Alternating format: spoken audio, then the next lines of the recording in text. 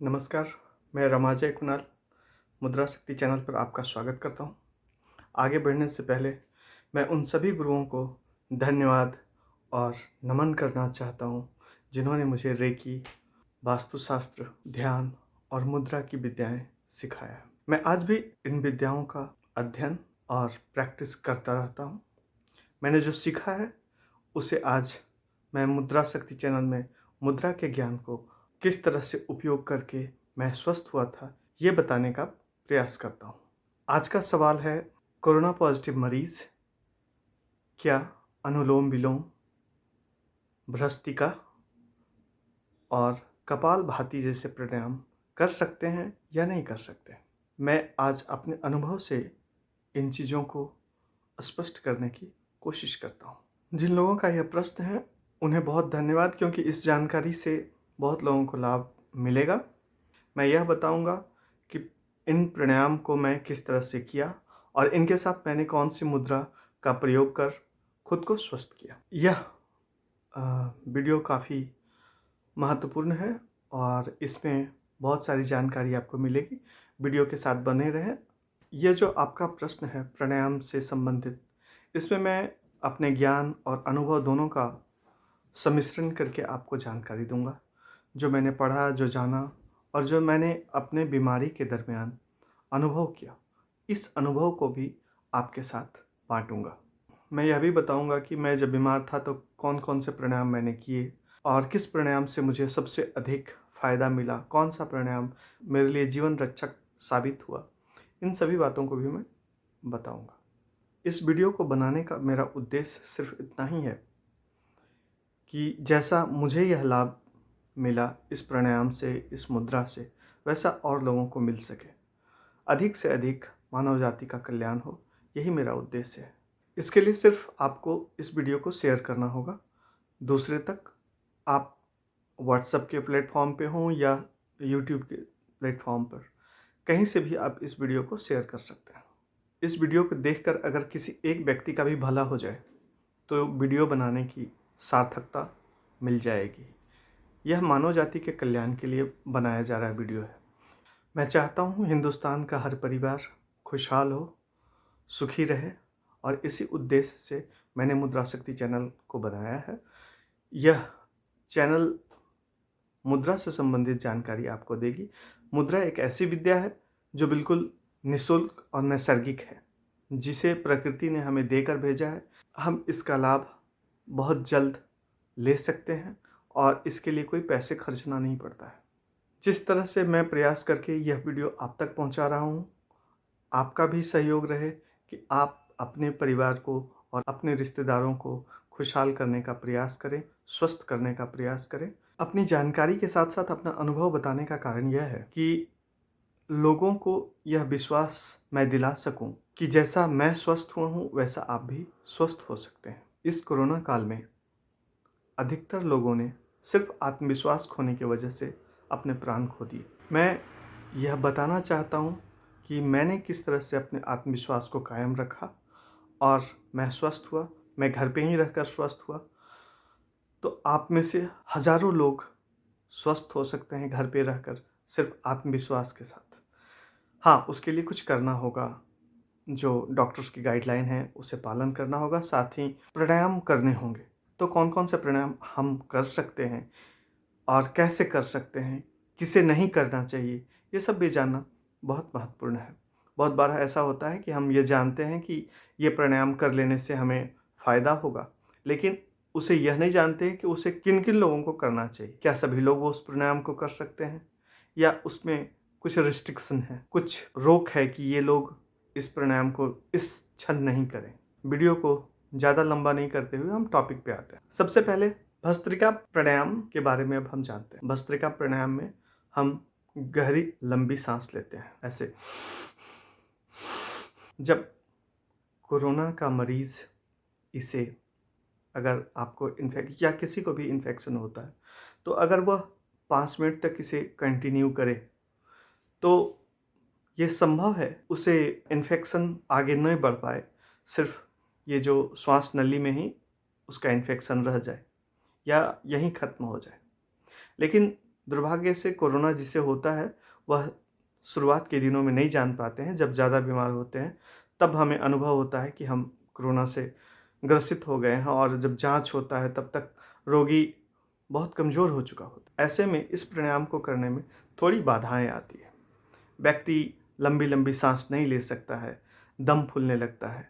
कहा जाता है कि अगर इस प्राणायाम को लगातार 5 मिनट किया जाए तो काफ़ी फायदेमंद है, और पूर्ण स्वस्थ होने के लिए इसे 3 बार कम से कम दिन में करना चाहिए, 5-5 मिनट।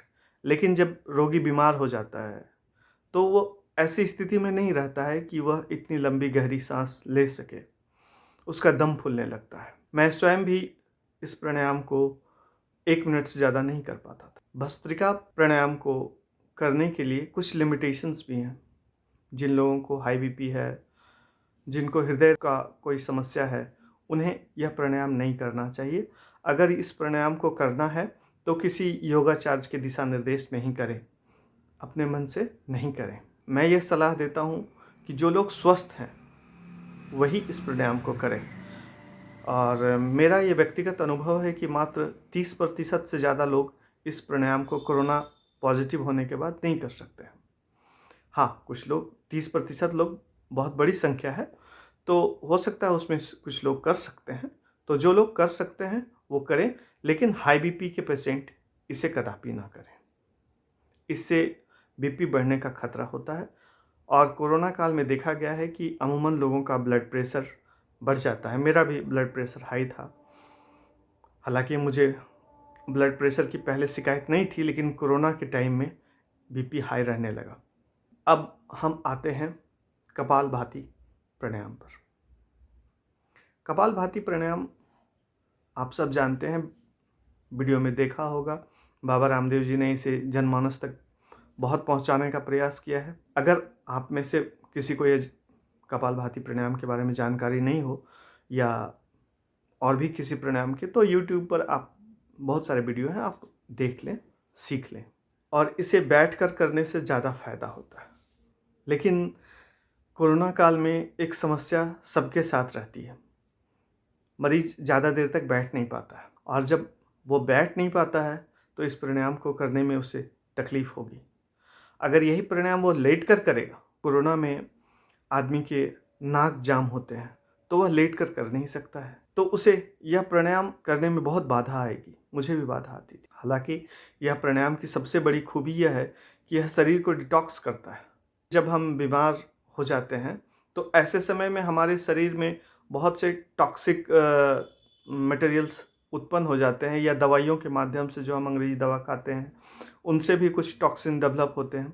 तो उन सबको निकालने के लिए यह बेहतर माध्यम है। लेकिन इस प्राणायाम को भी उन लोगों को नहीं करना चाहिए जिन्हें अभी सर्जरी हुई है, पेट की कोई शिकायत हो, या पेट में कोई इन्फेक्शन हो, या जिन्हें लूज मोशन हो रहे हैं। उन्हें इस प्राणायाम को करने से बचना चाहिए, नहीं तो समस्या बढ़ सकती है कभी भी। ऐसे में इस प्राणायाम को वो लोग ना करें जिन्हें इस तरह की शिकायत हो। अभी कोरोना के जो नए वेरिएंट्स आए हैं उसमें यह देखने को मिलता है कि लोगों को लूज मोशंस आते हैं। ऐसे में अगर आप इसे लगातार करते रहेंगे तो हो सकता है लूज मोशन बढ़ जाए और आपके लिए एक समस्या हो जाए। हाँ, जिन्हें इस तरह की कोई परेशानी नहीं है उन्हें अवश्य यह करना चाहिए। जो बैठ सकते हैं वो इसका लाभ ज़्यादा से ज़्यादा लें, और आपको स्वस्थ होने में ये काफ़ी मदद करेगा। अब हम आते हैं तीसरे प्राणायाम पर, अनुलोम विलोम प्राणायाम। इसमें हम नाक के बाईं छेद से श्वास लेते हैं और फिर उसे दाईं छेद से निकालते हैं। इस प्राणायाम के बारे में आप लोग सब जानते ही होंगे, नहीं जानते होंगे तो यूट्यूब से आप लोग देखकर सीख लेंगे। अब मैं बताता हूँ कि इस प्राणायाम ने मुझे किस तरह से सहयोग किया, मेरे प्राणों की किस तरह से रक्षा की। यह प्राणायाम वाकई अद्भुत है, और इस प्राणायाम से ऑक्सीजन लेवल बहुत ज़्यादा कंट्रोल में आ जाता है। मैं भी इससे संबंधित अपना अनुभव आपको बताता हूँ। मेरा ऑक्सीजन लेवल लगभग 3 बार 83-84 के आसपास पहुँच गया। थोड़ी सी घबराहट मुझे होती थी कि आखिर मैं क्या करूं। मैं हॉस्पिटल जाना नहीं चाहता था कि अगर मैं हॉस्पिटल जाता तो मेरे परिवार के बाकी लोग जो साथ में बीमार थे उन्हें घबराहट हो जाती, उन्हें परेशानी हो जाती। और मेरे लिए चैलेंज था कि मुझे इस बीमारी से जीतना है। अगर मैं हार जाता हूँ तो मेरे बाकी के परिवार काफ़ी मुसीबत में आ सकते हैं, उन्हें परेशानी होगी। तो इसलिए मैं अपनी तकलीफ़ को ज़्यादा लोगों तक प्रचारित नहीं कर सकता था। हालाँकि मेरे लिए ऑक्सीजन का सिलेंडर का व्यवस्था कर दिया गया। लोगों ने कहा कि अगर आप हॉस्पिटल जाना चाहते हैं तो आप हॉस्पिटल जा सकते हैं। लेकिन मैंने ईश्वर पर भरोसा रखा, प्राणायाम और प्रभु का सहारा था और मैं इस अनुलोम-विलोम प्राणायाम को करता रहा। ये सब बातें मैं कहानी सुनाने के लिए नहीं कर रहा हूँ, मैं आपको इसलिए बता रहा हूँ क्योंकि आप कोरोना से भयभीत नहीं हों और ये भागने का समय नहीं है, ये भयभीत होने का समय नहीं है। कोरोना की जंग से जीतने का समय है और आप जीत सकते हैं। इसलिए मैं अपना अनुभव आप तक बता रहा हूँ कि मैंने जैसा किया आप भी ऐसा करके जीत सकते हैं। जब मेरा ऑक्सीजन लेवल गिरने लगा तब मैं एक मुद्रा का प्रयोग कर, उसे हम कहते हैं आदि मुद्रा। आदि मुद्रा की चर्चा मैंने पहले वीडियो में भी करी है और इस मुद्रा के बारे में मैं अगली वीडियो आप तक पहुंचाने का कोशिश करूंगा कि आदि मुद्रा के क्या क्या फ़ायदे हैं और वो किस तरह से हमारा सहयोग करता है। ये मुद्रा हम ऐसे लगाते हैं, इस अंगूठे को इस उंगली के, छोटी उंगली के नीचे लगाते हैं और मुट्ठी बंद कर लेते हैं। इस मुद्रा को लगाने से मुझे काफ़ी मदद मिलती थी क्योंकि यह मुद्रा ऑक्सीजन लेवल को ठीक करता है। मैं इस मुद्रा को लगाकर अनुलोम विलोम किया करता था। कभी कभी 1 घंटे, कभी 1 घंटे से अधिक लगातार अनुलोम विलोम करने पर मेरा ऑक्सीजन लेवल सुधर जाता था। लेकिन मैं कोशिश करता था कि दिन में कम से कम 3 बार 1-1 घंटा अनुलोम विलोम जरूर करूं। हाँ, मैं अनुलोम विलोम बैठ कर नहीं कर पाता था, मैं लेटे लेटे ही अनुलोम विलोम करता था। जब करवट बदला, हाथ बदली, तो एक हाथ से अनुलोम विलोम, दूसरे हाथ से आदि मुद्रा, ये मैं कंटिन्यू करते रहता था। इससे मेरा ऑक्सीजन लेवल बहुत सुधर गया और मुझे हॉस्पिटल जाने की ज़रूरत नहीं पड़ी। हाँ, इस बीच एक समस्या और मुझे आती थी। वो समस्या थी कि मेरे हृदय में मुझे काफ़ी दर्द महसूस होता था। मैं घबराता था कि कहीं कुछ गड़बड़ नहीं हो जाए। लेकिन उस समय मुझे एक और मुद्रा, मृत संजीवनी मुद्रा ने मेरा सहयोग किया। इस मुद्रा पे भी मैं आपको वीडियो बना के आगे बताऊंगा। यह मुद्रा हृदय रोगियों के लिए काफ़ी लाभदायक है। इस मुद्रा में हम अपने इस उंगली को अंगूठे के नीचे लगाते हैं, बाकी 2 उंगलियों को ऐसे अंगूठे के टिप से जोड़ते हैं और इस उंगली को खाली छोड़ देते हैं। तो जब मेरे हार्ट में दर्द महसूस होता था, मैं मृत संजीवनी मुद्रा का प्रयोग करते हुए अनुलोम विलोम किया करता था। ऐसा करने से मुझे बहुत जल्द हार्ट में जो पेन होता था उसे ठीक होने में मदद मिल जाती थी। हाँ, इसके लिए मुझे लगभग 40 मिनट से ज़्यादा कंटिन्यूअस अनुलोम विलोम करना पड़ता था। 40 मिनट के बाद ही यह दर्द में राहत देता था, लेकिन राहत मिल जाती थी। तो मैं अपने अनुभव से कह सकता हूँ कि अनुलोम विलोम में अगर हम आदि मुद्रा को जोड़ दें तो यह ऑक्सीजन को बढ़ाने में काफ़ी कारगर है। मैं ऐसा अकेले नहीं कह रहा हूँ, मैंने तो अपने अनुभव को बताया, जो गुरुओं ने मुझे सिखाया है, देखा है, उसके आधार पर मैं यह कह सकता हूँ कि अनुलोम विलोम सबसे कारगर है। हमारे मॉडर्न मेडिकल साइंस के बड़े बड़े डॉक्टर, उन्होंने भी अनुलोम विलोम प्राणायाम को सर्वश्रेष्ठ माना और कहा है कि ऑक्सीजन लेवल को यह सुधारती है।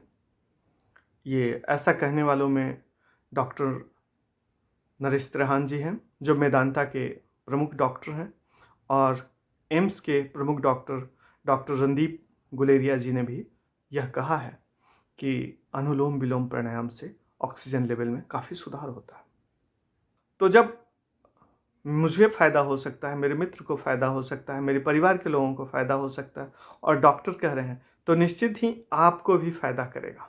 आप इसे ज़रूर करें। हाँ, पोस्ट कोविड में जो लोग हैं उन्हें यह अनुलोम विलोम प्राणायाम ज़रूर करना चाहिए था, क्योंकि इससे कॉम्प्लिकेशन जो आपके अंदर दोबारा आने वाली है या आती है, उससे आप बच जाएंगे।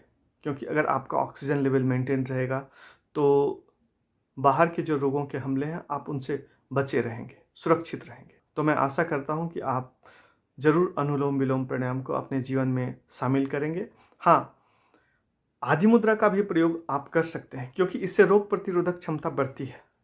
और जो लोग पोस्ट कोविड में, उन्हें तो आदि मुद्रा और अनुलोम विलोम प्राणायाम दोनों का ही प्रयोग करना चाहिए, काफ़ी फ़ायदा होगा उन्हें। वीडियो में अंतिम तक बने रहने के लिए धन्यवाद। अगर यह वीडियो उपयोगी लगे तो ज़रूर लाइक करें, शेयर करें। हाँ, अगर आप मेरे चैनल पर नए हैं तो मेरे चैनल को सब्सक्राइब कर लें और बेल बटन को दबा दें, जिससे मेरे नए वीडियो की सूचना आप तक पहुंच जाए। बहुत बहुत धन्यवाद। आप और आपका परिवार खुश रहे।